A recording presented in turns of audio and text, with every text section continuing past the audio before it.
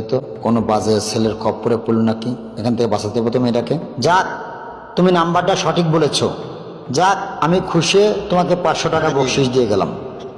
ঠিক আছে, ভালো থেকো। যাক, ভিক্ষা করার ঠিকা এই ক্লিকবাজি করলেই ভালো টাকা পাওয়া যায়। আমার খুব ভালোই হইতেছে ইনকাম, 2 দিনেই 1200 করলেই পাই না 400। এই কাজই করে বেড়াবো এখন থেকে আমি। বুঝছি, তোমার দিয়ে লেখাপড়া হবে না। গ্রামে আমার স্বাস্থ্য ছেলে ভুটকা আছে না, তাই দিয়ে তোমার বিয়ে পড়াই দিব আমি। বাবা আমাকে মাফ করে দাও, এরকম ভুল আর কখনো হবে না। আমি লেখাপড়া করতে চাই, আমি এই ছেলেকে বিয়ে করবো না বাবা। তোমার আর লেখাপড়া করার দরকার নেই। জামাই বাড়ি যে থালবাটি মাজবা, ওটাই তোমার লেখাপড়া। আঙ্কেল একটু শুনবেন? তোমার কথা আমার শোনার দরকার নাই। আমার মেয়ের অন্যায়, আমার মেয়ের সাথে আমি কথা বলতেছি।